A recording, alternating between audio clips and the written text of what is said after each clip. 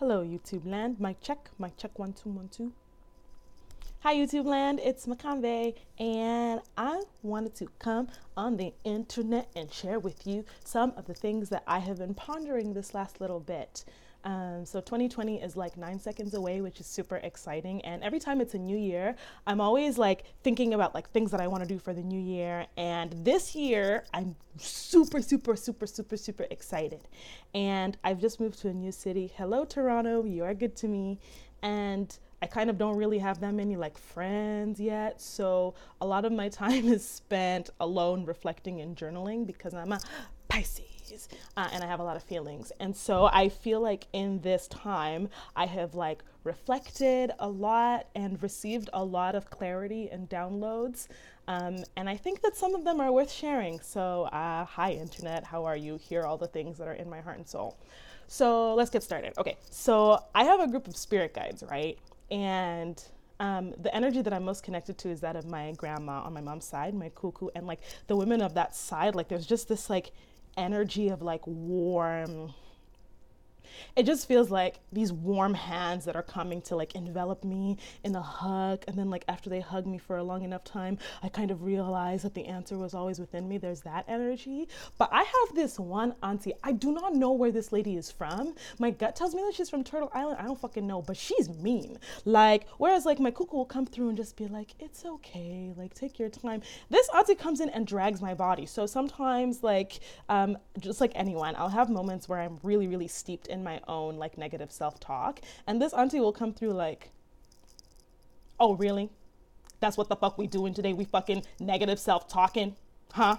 Like you didn't just do this and this and this and this and this, and you sitting there crying, and I'm like, no ma'am, thank you. She it's like that different type of guidance. It's like that no nonsense, like I'm not even gonna let you cry over the fact that you are somehow blinded to the fact that you're already fucking abundant. Like she just says, auntie has no nonsense. So I don't know where she came from. Anyway, she visited recently. So I was thinking about hashtag everything, but I was thinking specifically about, I realized that in my whole life, I have carried an incredible amount of shame.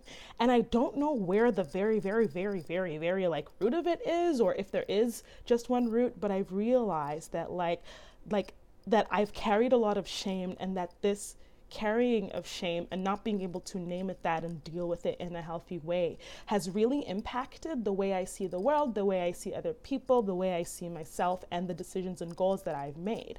And so the theme of this video is like how to not let your shame dull your shine for 2020, because in 2020 we out here healing and prospering and manifesting and getting all the things that we always wanted. Okay, so the thing about shame is that it is so heavy, it doesn't fully make sense, because like when I named that I was shaming my own self and feeling shame, when I look back at sort of what I thought the causes of that were, some of those things were kind of wacky and sort of didn't make sense, and my brain had sort of like escalated them to something that they weren't, or didn't have to be that deep. And other things 100% could make you weep. So it doesn't matter where these things come from. And in this video, I'm not going to dig into what those sources are, because I actually don't think it's important, because shame itself is not really useful, and it's not a high vibe. And in 2020, we're high vibing, right?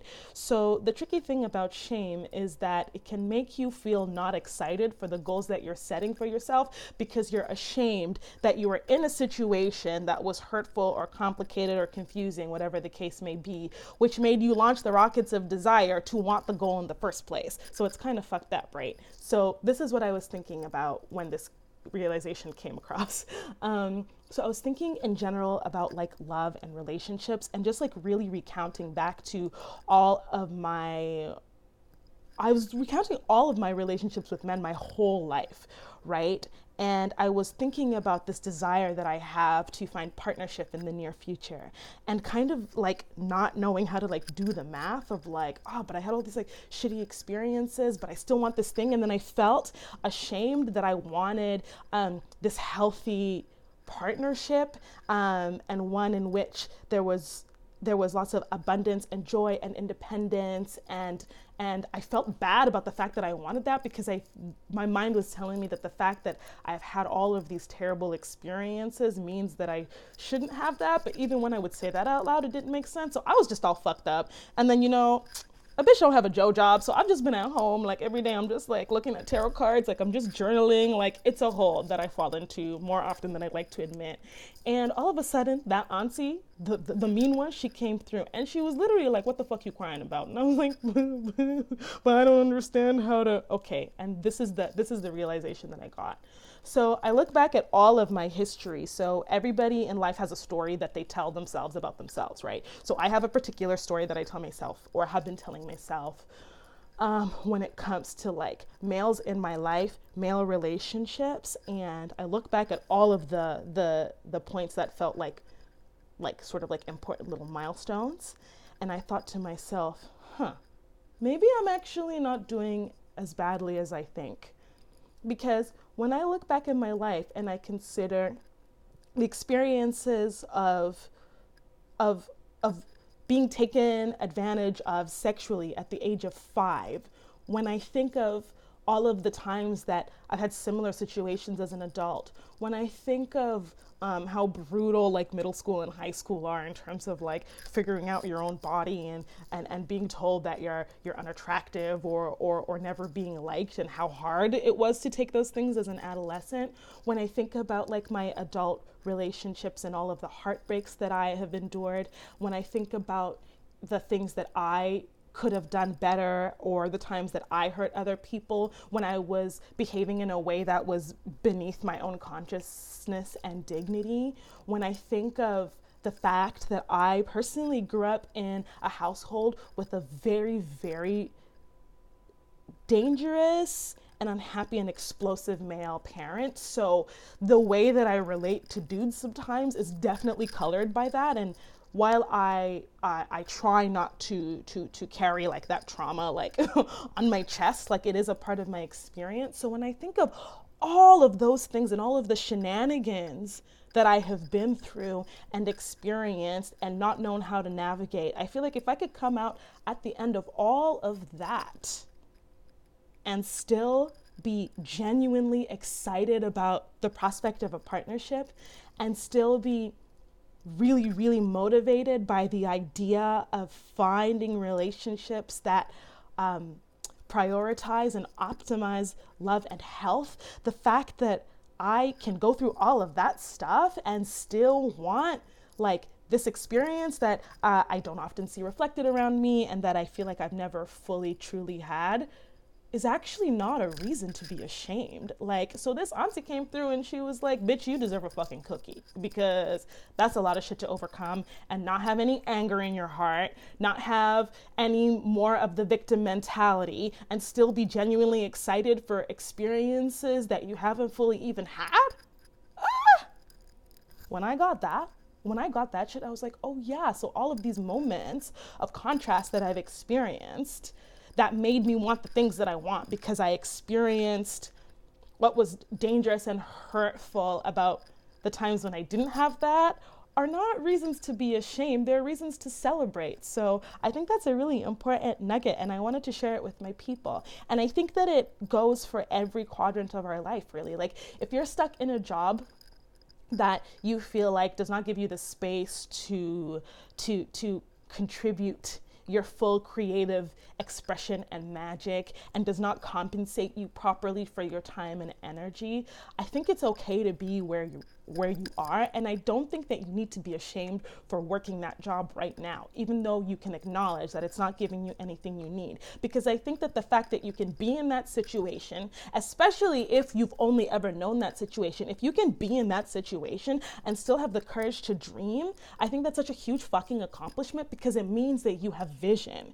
And I feel like we sometimes end up in these like really hard situations, and then we have these visions, and then we feel bad that we haven't achieved the vision, instead of realizing that having the vision and the clarity of the thing that we want, and knowing that there's a distance between where we are at right now and the thing that we want, is actually the first step towards like taking a step towards the thing that we want.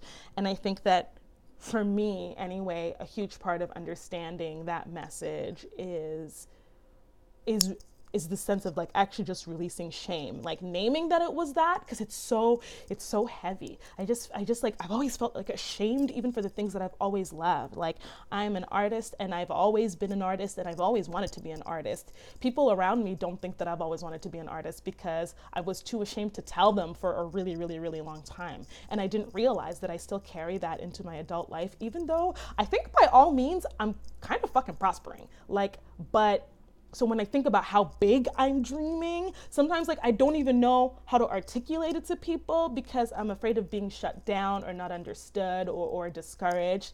And I think it's okay to not tell people all your goals if that's not your vibe. That's one thing. Like, you get to choose what you share with other people and when, like, that's totally your business. But my point is, like, if you yourself are holding the shame towards yourself, like when it's just you alone in your room and you're like, oh, I want all this and I want to do this and I want to go live here and I want this type of relationship and I want this much money, and you're feeling shame towards wanting the thing when it's just you in your own head, we're not doing that in 2020. We are not doing that. So I think that whatever it is that you want, I think that I'm saying you as if this message is not for me as well. Whatever it is that we want, no matter how far away it seems, I think it's a really good practice to acknowledge the situations and the realities that made us launch the desires to want those things, and understand that actually we did the best amount of prospering we could from that situation because it made us want more. And I think that wanting more or wanting better or wanting, and I mean, those words are totally subjective, right? Like, so I would say like wanting something that is more aligned with you and your truth and the reasons that you came here and all that like wanting something that is more for you is no reason to feel bad, and it's no reason to feel shame.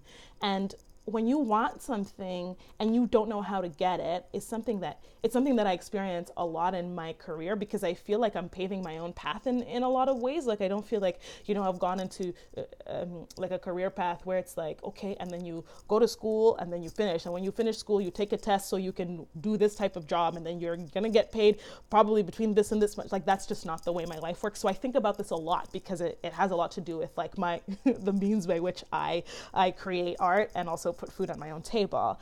But my point is, I think that this year is going to be really, really powerful for a lot of people. I think that we have all been building and learning about ourselves and releasing and forgiving some things that are really, really hard to forgive. And if you're watching this, I just want to let you know that I see you and I feel your energy 100, and I'm proud of you. And whatever it is that you want, for whatever reason it is that you want it, I just want to encourage you to be excited about that, because you got that desire for a reason. And if you are able to spin excitement and what is the word I'm looking for? If you are able to spin a desire and a vision and a nudge and a push, and you're able to cultivate wanting more or wanting something that is better for you or more aligned with you, then you don't only deserve a cookie, you don't only deserve a pat on the back, you deserve a trophy, you deserve a party, you deserve some new shoes, and most importantly, you deserve the thing that you want. And I see no reason why we can't get all of those things. Okay, that's what I wanted to say today. Happy New Year to the people. I hope you have a happy year and a happy life. If you made it this far in the video, you're a fucking champ, and I love you. Okay, that's enough for me right now. Have the most fantastic everything. Okay, love you.